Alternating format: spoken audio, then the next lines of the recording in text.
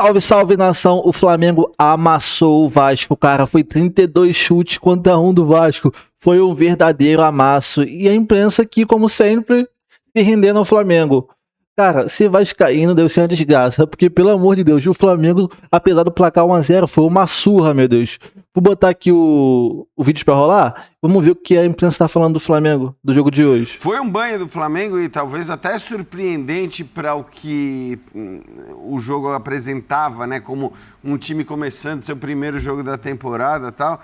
E é verdade, o Flamengo já com seu elenco principal, não com o seu time principal, mas muita gente imaginava que pudesse ser metade de jogadores do Sub-20 e metade dos titulares, do elenco principal, coisa que eu acho que não faria sentido nenhum, porque aí você correria o risco do mesmo jeito, né? E ao passo que quando você coloca os caras todos do elenco principal, ainda que não os principais jogadores do elenco principal, e a gente está tão acostumado a elogiar o elenco do Flamengo que a gente sabe que se tiver 11 ou 10 que sejam do elenco principal... Vai ser um bom time. Vai ser um bom time.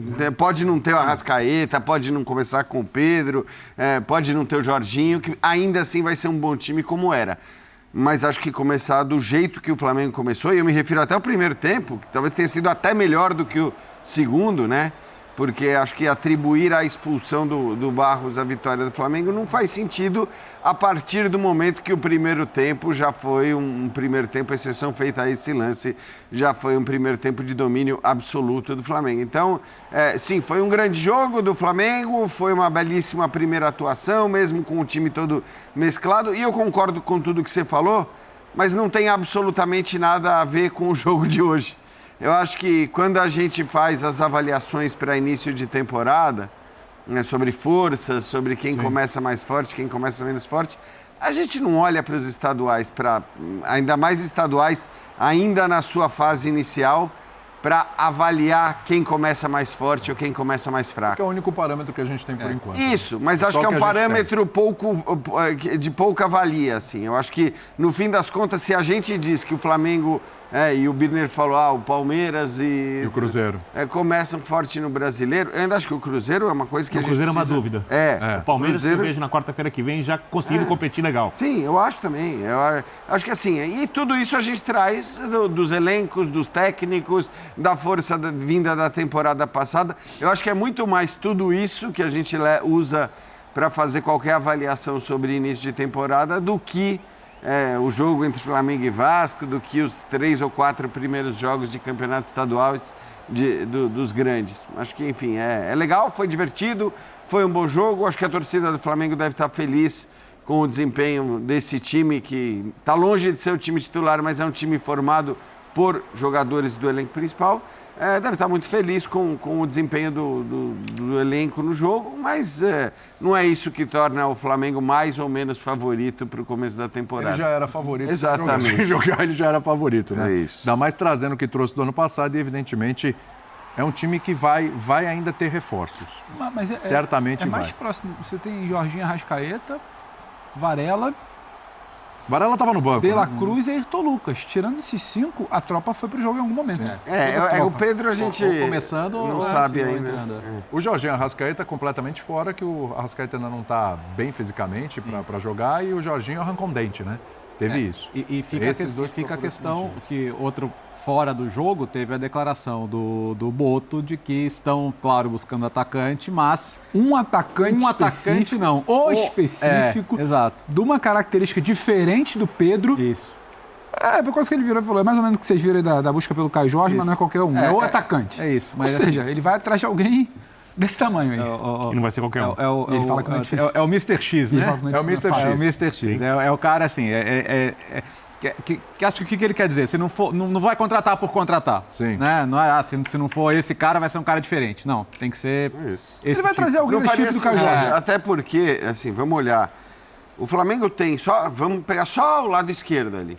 Uma disputa, né, entre 3 jogadores de alto nível. Eu estou tirando o Bruno Henrique dali, né? Já tô Bruno tirando... que quase faz o centro quando o Pedro não está. Exato, que faz o centro quando o Pedro não está e que pode até ser uma opção para lá. Então, de fato, acho que é isso. O Flamengo tem que dar o tiro onde ele sabe que é algo que vai fazer diferença. Porque trazer mais opção pro Felipe Luiz não faria sentido. Tem necessidade. Se você traz um cara que é uma opção tática, que foi o que ele falou, e aparentemente um nome muito grande, um nome muito pesado, aí é outra história. Eu acho que o Flamengo tem desafios assim um pouco diferentes de 90% dos times da elite do futebol brasileiro.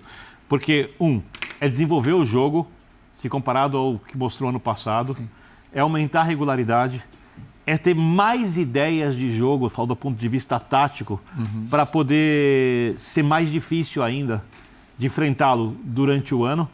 Tudo isso no meio de um calendário maluco, onde vai ter Copa do Mundo. Tem desvantagens na Copa do Mundo, a gente olhando o que foi o Campeonato Brasileiro e olhando que a Arrascaeta vai para o Uruguai, vai para a Copa. Por outro lado, quando você pensa que o Jorginho não vai para a Copa, o Saúl não vai para a Copa, o Eric, Chile, não se classificou para a Copa. Também não vai. Talvez essa paralisação para a Copa do Mundo, dependendo de como o Flamengo tiver de elenco, não seja uma coisa assim tão complexa. Então, eu acho que esse planejamento, olhando o potencial do Flamengo e executá-lo direito, deve ser o maior desafio do Felipe Luiz. Não fazer o time jogar bem. O time vai jogar bem. Você não imagina o Flamengo em 6º lugar no Brasileiro, Flamengo mal nos principais campeonatos. Isso é muito óbvio que não vai acontecer. Então, os desafios do Flamengo são diferentes, por exemplo, dos desafios de todos os paulistas, com exceção do Palmeiras, desafio diferente dos 2 times do Rio Grande do Sul. Os de Minas até podem fazer alguma coisa. O Cruzeiro a gente espera muito, o Atlético tem jogadores para fazer bastante, só que a gente não tem a menor ideia se vai conseguir ou não vai. É maior incógnita entre os times que têm jogadores que resolvem jogos aí.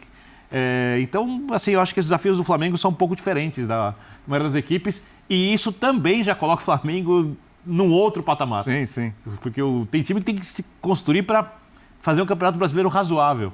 O do Flamengo vai ser, no mínimo, muito bom. Mas tem que ser campeão contra...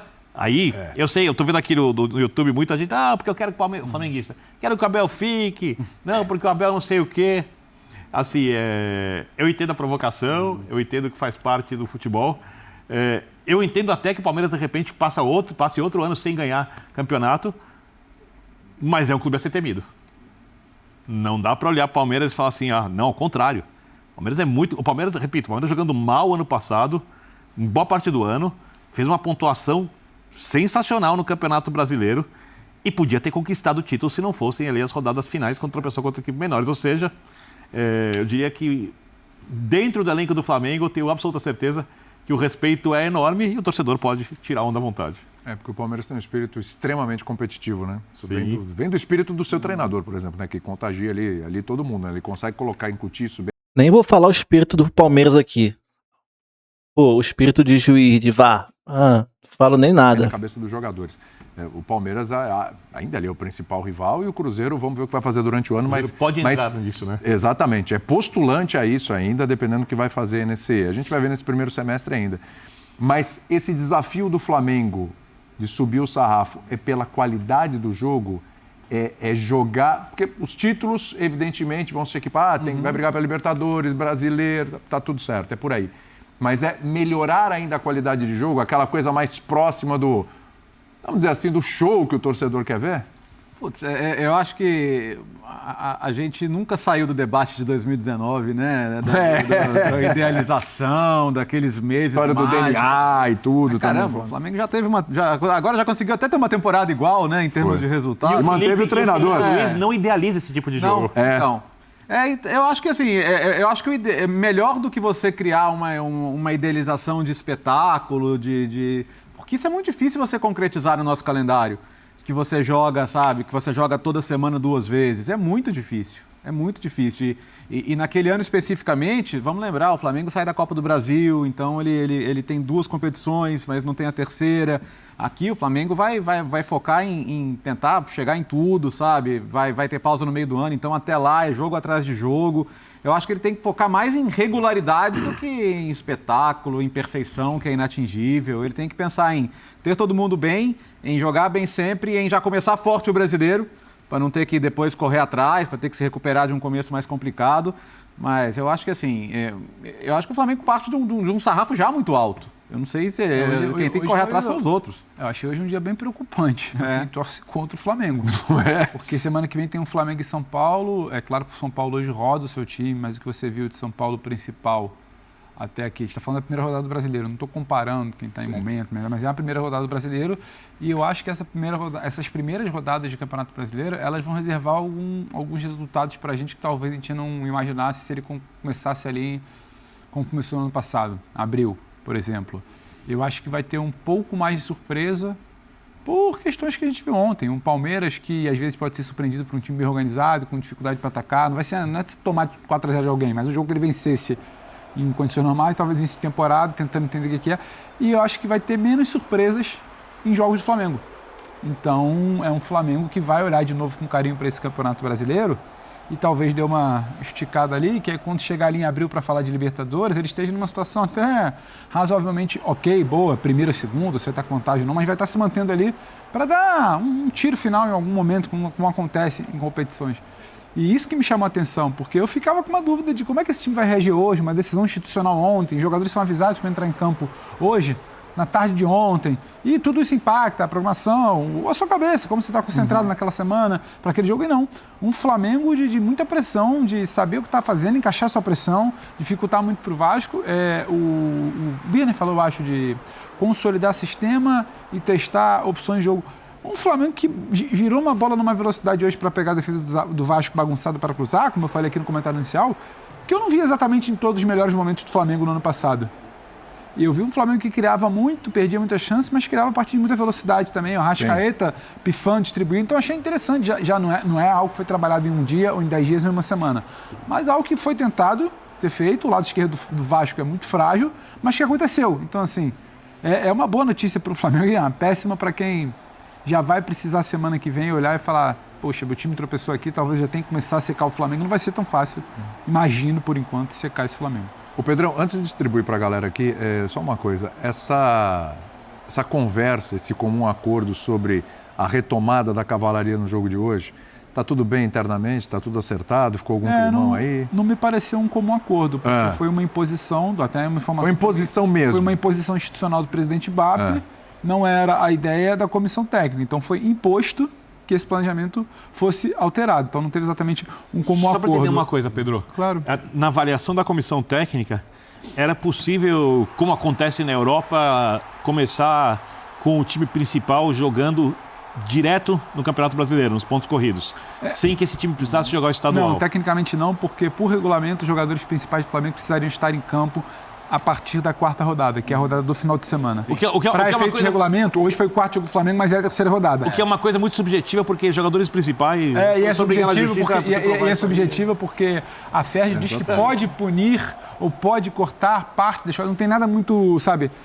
Ali na letra fria da lei é muito mais um acordo de cavaleiros que os jogadores principais estariam em campo no fim de semana, antecipou-se para hoje. Perfeito. Entendeu? Aí só isso com um acordo que não houve. O Boto ele dá uma entrevista dizendo: não, o presidente nunca se meteu em escalação. Ninguém falou que o BAP ordenou que, sabe, teria que jogar o Pedro no segundo tempo, teria que jogar o Bruno no primeiro. Não. Mas o BAP ordenou que o elenco principal, que a gente sabe quem são os jogadores do elenco principal, quais são os jogadores do elenco principal, ele tinha que estar em campo hoje, desde o primeiro minuto. E estava lá. Se o Pedro entrou no segundo tempo, se o Alexandre entrou no segundo tempo, se quem começou, sabe, não foi o Alexandre, se quem começou a jogar. Até porque se o BAP for escalar o time, o Felipe Luiz pega o bonezinho dele. Agora, houve uma imposição de que, olha, o time principal esse final de semana, né? Puxa para amanhã. E isso aconteceu.